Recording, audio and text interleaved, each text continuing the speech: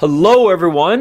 Welcome to another edition of the Friday Weekly Market Update Report, where I go over various different headline articles and provide my insights as to how this relates to the local Bay Area market. Of course, if you like this content, please do let me know by hitting the like button or subscribing if you're watching it on YouTube to my YouTube channel. Greatly appreciate it. And of course, any private notes are greatly welcome. So we got quite a bit to go over today, so let's just jump right into it.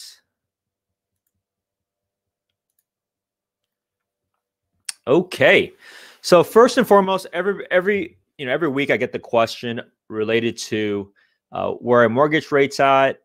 Is this how do I see this moving forward? As you can see, we're very close to all-time lows. So right now, the average U.S. rate is about 3.24%. I suspect we're going to be at this level, if not slightly under, over the next few months. Nothing too drastic right now, just relative to previous years. It's one of the lowest times in history. So it's very beneficial for home buyers. And we're going to see some data momentarily of what this means for the real estate market. So mortgage rates, nothing too different here. I don't see any new additional lenders providing more restrictions. I would actually see certain lenders have actually loosened up restrictions over the time, and I suspect that's actually going to continue to move forward. Certain banks are still operating as if nothing happened. So just be wary and just be aware that not all banks are the same. Everyone has their own competitive advantages, and so don't just see one news article related to one bank tightening that's happening across the board. So that's from a mortgage rate perspective. Now, there's some pretty positive news here. LinkedIn data shows U.S. job hiring may have hit bottom in mid-April. We're already in mid-May, and the general sentiment is the confidence of most, because many companies did a substantial layoff, that majority of companies feel like they've cut deep enough initially that they are ready to be very lean, which is actually very positive for a lot of businesses. I spoke with a lot of my clients and friends that work at the companies that had huge layoffs, whether it's Airbnb, Lyft, Uber, and many actually are more positive than ever before because they felt a lot of it was bloat. And that's normal for any high growing company like those that had to lay off 10 to now Uber laid off about 25%. But now they feel like they're more lean. They're able to have less just overhead in terms of the process. So I think actually long-term is better for those companies. And you saw the stock jump for many of them. One of the things I didn't remember to point out here is if you look at the stock market, especially a lot of the FANG companies, so Facebook, Google, Netflix, they're all doing very well. Some of them have all hit record highs. So in NASDAQ, I believe is very close to all-time highs. I think just 1 or 2% away. So certainly the stock market has fully rebounded for many. And as you can see from a LinkedIn data perspective, now LinkedIn, as you can imagine from a job site perspective, does mostly white collar roles, which is clearly very relevant, especially here in the Bay Area.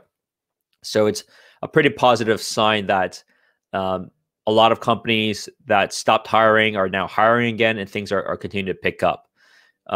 If you know of anyone that has got laid off that's in a white collar role and there's a particular job posting that I can help refer you into, let me know. I know a lot of connections and a lot of companies are actively hiring as we speak. You just got to know where to look. You just really have to know where to look. So this is very positive news. Now, here's what's extremely exciting is related to the home buying demand. So this is Redfin has a blog, and this data is pretty prevalent all across all the data sources I've seen, but this keeps it at a very clean level. If you take a look at seasonally adjusted home buyer demand index, look at what happened over the last 2 months. For a while, it was very grim. But now you look at where we're at just as of last week, we are higher than pre-shelter levels.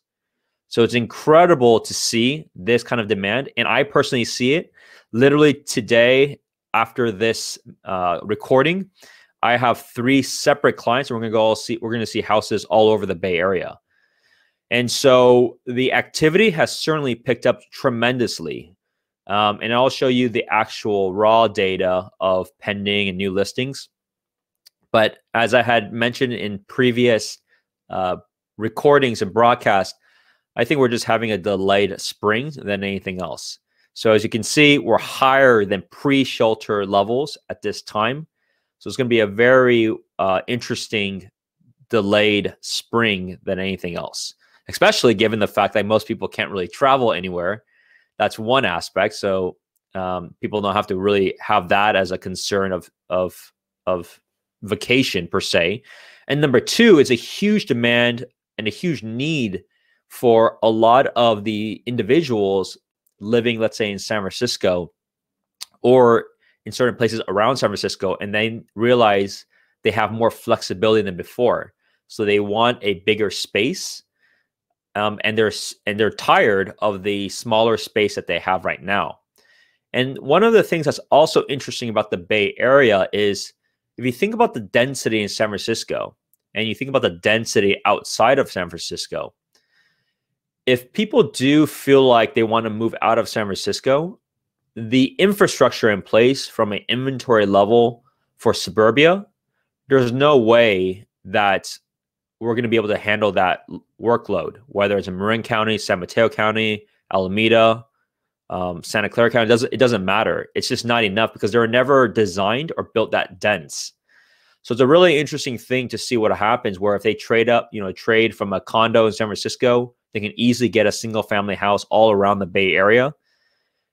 Yet there's very little construction in most areas, and even more so, there's very little new listings that you'll see momentarily. So it's a very interesting trend and a very interesting need given this time that a lot of people are wanting to move for those reasons. So this is quite interesting, and it shows just a level of confidence. So if you thought things were grim, they may have been, absolutely, over the last 1 or 2 months. But things have drastically changed, and they're going to continue to be that way, I see, for the very least, the next 1 or 2 months. So that's the home buying demand index. Oh, some pretty good news if you're in the South Bay. So Milpitas, San Jose, Berryessa stations look like they are finally going to be open on June 13. So I personally live in Milpitas, and so I hear the train tracks and them running their test runs literally all the time during this the shelter in place.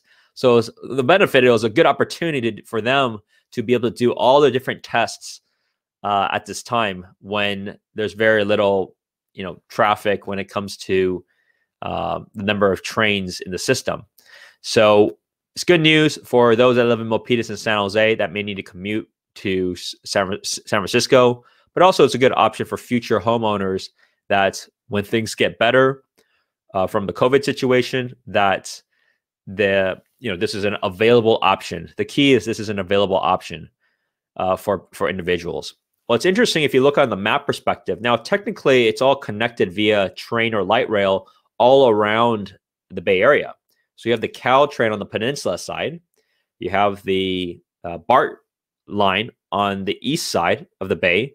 And then you have the VTA that does connect from the Great Mall, as an example, to various different Caltrain stops. So it is all technically connected now by light rail and train.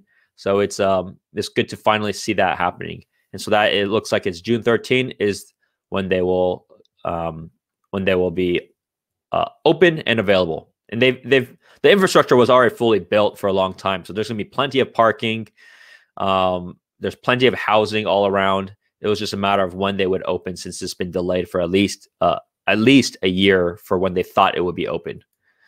All right, so some big news related to shifts of corporate strategy related to corporate real estate. So last week or the week before, Twitter made the announcement that they would be working.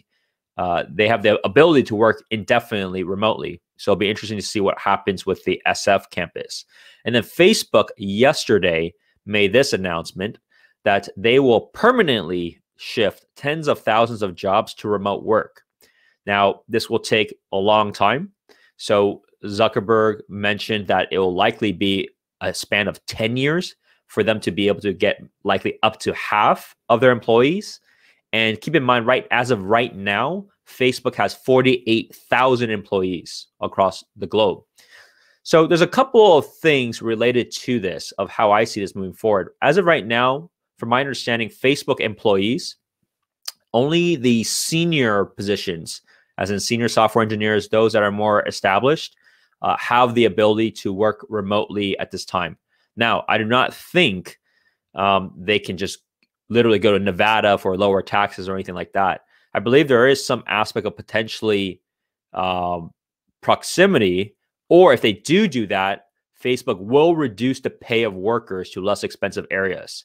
So you want to be careful, as this is not, on one is it's great, especially from a commute perspective and just flexibility perspective, but it doesn't mean you're going to move straight to the Midwest and still expect Bay Area salary. So something to be very wary of when it comes to this. Now, at the same time, this will take many years. It'll take 10 years for this to happen. And he also, Mark Zuckerberg also mentioned likely younger employees, because they like a lot more of the collaboration, that they would be the ones that would definitely want to come into the office. Think about the office. You still have all these perks.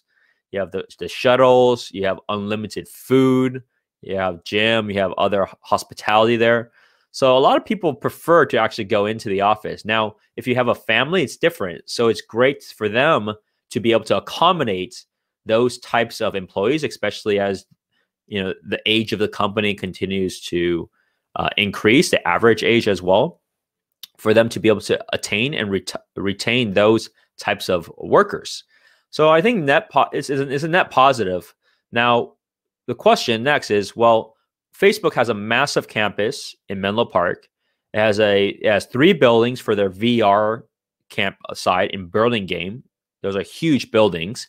If you think about it, they're being more active than ever for collaboration and VR, AR. So I suspect that will continue to blow up. They also have a very big campus out in the Newark area. So they have a lot of campuses still. So the question is, will they shrink that? And what will happen for those space? You also have to note that most of those campuses are all custom built by them.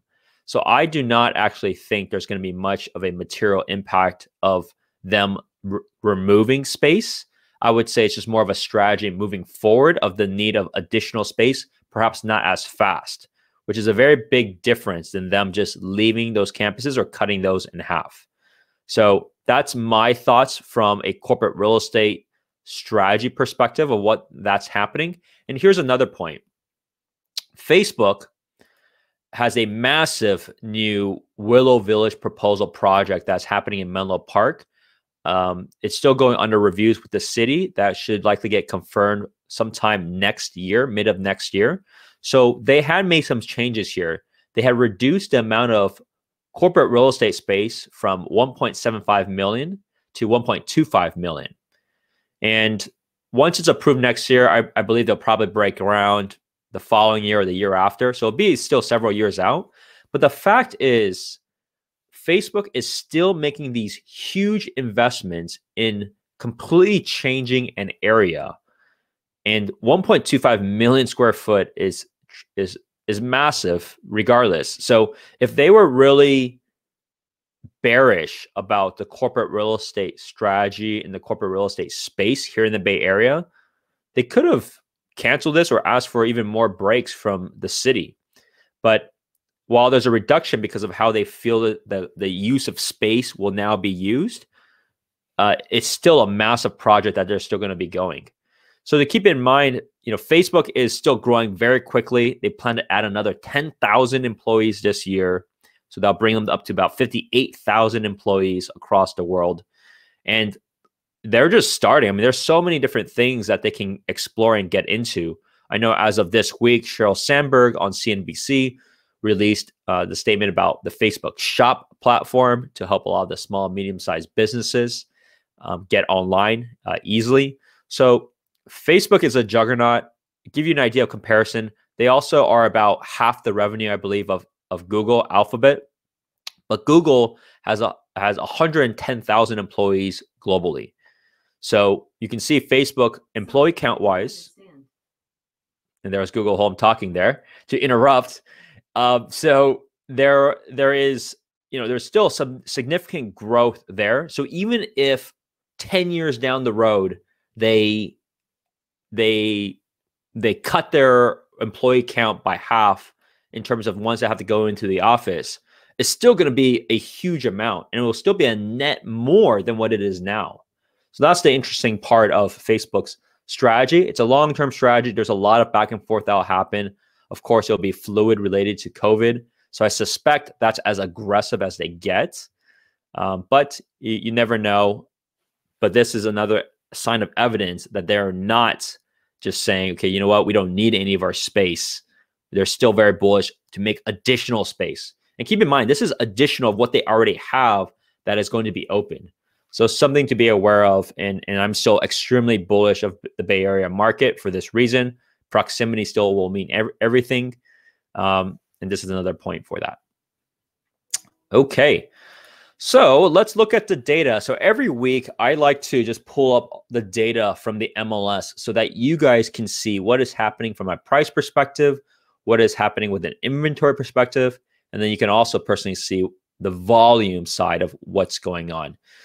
So we are at this week 517 to 522. This means tomorrow, basically any activity for later today and tomorrow are not counted here, but at least it gives you a good ballpark figure to see where we're at relative to the previous weeks. Now, friendly reminder for most that are not familiar, May 4th is when occupied houses are able to be shown. So because of that, you see a big tick up of properties that are now able to hit the market, and occupied houses. So for example, homeowners are feeling much more comfortable with that. So you saw a big tick that week. The following week, and this is Santa Clara residential, and the week after that had a nice increase too. However, my concern now is it all dried up? Is this as much inventory, new listings that there will be? Because it has slowed down. You expect people to start getting the trend and saying, hey, look, you know what? Okay, it was open that week. I feel more confident now. Let's keep rising up. Because if you look at the pre-shelter levels, and this is arguably not as hot as the usual spring season, we used to get about 400 new listings a week. But now we're barely at 300. So you can see still it's about a 25% reduction in terms of new listings that hit the market. So that's something to be aware of. Now, looking at the number of transactions falling through, very little. If you compare week by week, we're basically at near all-time lows. So people are not backing out.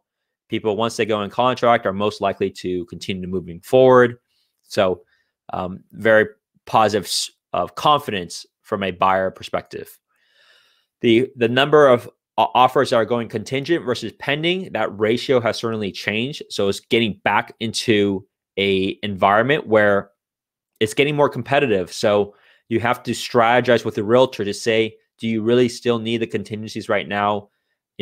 What are the risks of having it? So you want to weigh those options now, because we're getting very close to the levels, as you can see, of pre-shelter. So it's getting really interesting from the ratio of contingent to pending. Now, the other thing to keep in mind is related to the total number that's contingent and pending. If you look at this figure, 294, that means we have more that is going pending in contract than we have new listings. So that inventory level is shrinking, and hence why it's been a lot more competitive. So this number would be even higher if I would argue if there was more listings, because a lot of people are out there again to find the properties that they like, but there's just not many to choose from. And the ones that sit on the market for a long time sit for a reason, whether it's a condition of it or it's not priced fairly. So as you can see, from an inventory level perspective, it's very difficult. So of course, if you know of anyone that is even considering to sell, feel free to share this with them. Let me know. I'd love to help them sell. It's very hard to argue a better time than right now, especially if you feel like if you're bearish, I mean, there's no better time than right now. There's nothing to argue about. This shows the data, very low inventory. You see on the prices here, prices have risen tremendously in May. We're basically at new highs in most cities, in this case, Santa Clara County. So if anyone's considering to sell, we need that inventory. So I'd love to talk to them about that. It's a great time for that, especially if their time horizon is 1 or 2 years and they feel uncertain about the future. It's very clear right now. If you can do it right now, it's a fantastic time. Now, on the buy side, I tell all of my clients, you'll have to be patient. On one end, be patient. On another end, be ready. So all the paperwork done, all the mental reasons as to why buy, have that clear understanding, because you're going to have to go back to that when it comes time to make an offer and go through with the offer. So that's how I'm preparing my clients. And if they like it and it checks all their boxes and they're happy with it, be ready to act quickly, because the last thing you want to do is now live in regret that you missed that house and that house doesn't come up, especially with how low inventory is. At the same time, fear not, while the prices have risen, we're not generally in any sort of bidding war. Most houses have one offer, if not a few offers, if it's priced fair. Obviously, if it's priced at a fake, what I call a fake low number, an artificial number to gain attraction, of course it's going to have a lot of competition because it was never going to sell for that anyways. So don't be ever discouraged with that. When I work with all my clients, we always run a market comps analysis of, and I'll tell you right in the beginning, this is priced fair, this is priced high, this is priced low. So you'll know what you're getting yourself into and the competition that will come from that.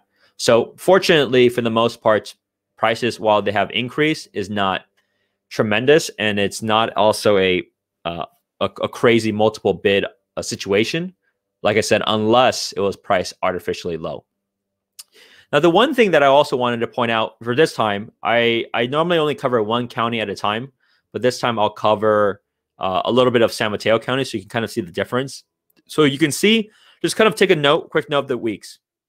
So new listings, you see it actually picked up last week, and this week it's still pretty good, but it's unfortunately not as high as last week. So let's take a look at San Mateo very quickly. Now, San Mateo is even worse, so even more difficult. So if you're looking in San Mateo County, you better be ready to go, because look at this inventory level. So that week, it had the biggest spike, basically almost pre-shelter levels, right? Because pre-shelter levels was at 146, and the week of was 142. So you would have thought and would have hoped, especially if you're a buyer in the area, that there would have been more that following week, but it wasn't the case. We actually had a significant drop. And look at this week, very similar. So as you can see across the board, for whatever reason, people either don't have the confidence or they just don't want to move. And we're going to have a very tight inventory squeeze. It is the reality of the market. And I suspect this will be, around this level moving forward. So that's the latest state of Santa Clara County and how it compares to San Mateo County. Price-wise, incredible.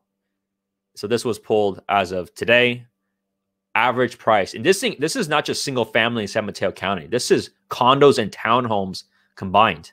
And the average price is now close to $2 million in San Mateo County. Absolutely incredible. Goes back to the beginning of what I just shared on my thesis, given the proximity to San Francisco and people wanting to trade potentially their condos, which are arguably pretty premium, especially per square foot, to a much bigger house out in San Mateo County.